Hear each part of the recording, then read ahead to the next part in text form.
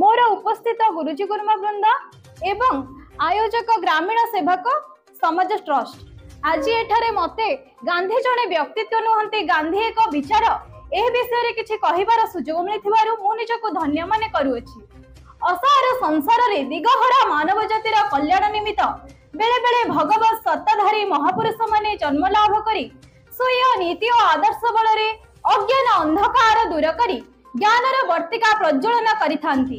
सेथिपाई श्रीमद् भगवत गीता रे कुहा जायछि जदा जदा हि धर्मस्य ग्लानिर्भवति भारत अभ्युत्थानम् अधर्मस्य तदात्मानं सृजाम्यहम् परित्राणाय साधूनां विनाशाय च दुष्कृतं धर्म संस्थापनार्थाय संभवामि जुगे जुगे।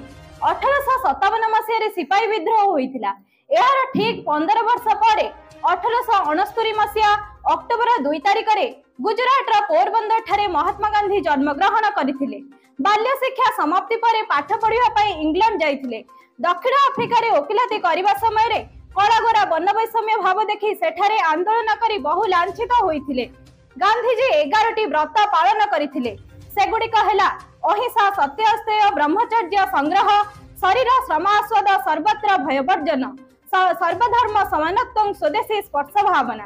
एही एकादश व्रत पालन करी गांधीजी भारतीय स्वाधीनता आंदोलन कर्णधार रूपे आविर्भूत होइथिले।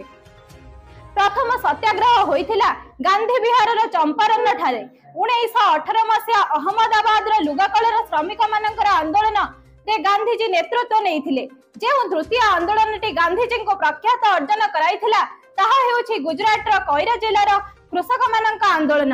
एही परि आंदोलनात्मक कार्यक्रम करी गांधीजी भारतीय जनसाधारण मनरे नवजागरण सृष्टि कराइथिले एवं गांधीजी जड़े थिले महान व्यक्तित्व।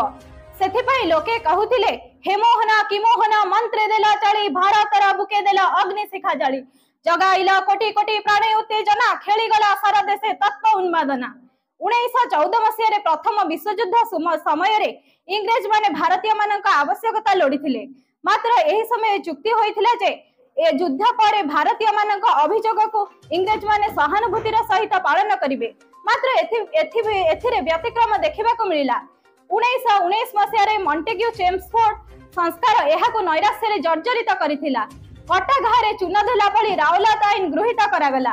एप्रिल 7 तारिख रे गांधीजी भारत बंद आंदोलन करिथिले एवं एप्रिल 13 तारिख रे पंजाब रे लेफ्टिनेंट गवर्नर जनरल डायर जालियनबाग रे हेउथिवा शांतिपूर्ण सभा रे 1650 राउंड गुली चालना करिथिले जद्वारा कि निरीह साधारण भारतीय स्वाधीनता संग्रामी मानकर मृत्यु घटिथिला। एही घटनाटी भारतीय स्वाधीनता आंदोलन गतिपथ को परिवर्तन करिथिला। मात्र महात्मा गांधी जानिथिले जे स्वाधीनता पाई जातीय कांग्रेस रा आवश्यकता नित्यांत जरूरी। तेणु से कांग्रेस को निज अधीन को आनिथिले। गांधी निर्मित एही जातीय कांग्रेस एक विशाल अनुष्ठान रे परिणत हेला। 1921 मसीह रे भारत रे ब्रिटिश युवराजंक परिदर्शन ए आंदोलन को तीव्रतर करिथिला। 1922 मसीह रे भारतीय माने 30,000 भारतीय एकत्रित होई बंदी होइथिले। 1929 मसीह रे लाहौर ठारे कांग्रेस एकत्रित होई भारतीय मानन को शपथ देले जे कोनसी भारतीय इंग्रेज मानन ठारे आत्मसमर्पण करिवे नाही। 1930 मसीह रे आईन अमान्य आंदोलन आरंभ होला। 1930 मार्च 30 तारिख रे लवण सत्याग्रह एवं मे 4 तारिख रे गांधीजी काराबंदी हेले। एही काराबंदी जगु भारतीय आंदोलन तीव्रतर हेला। 1931 मसीहा जनवरी मास 26 तारिख दिन गांधीजी कारामुक्त हेले एवं 1942 मसीहा अगस्त मास 8 तारिख दिन भारत छाड़ प्रस्ताव गृहीत हेला।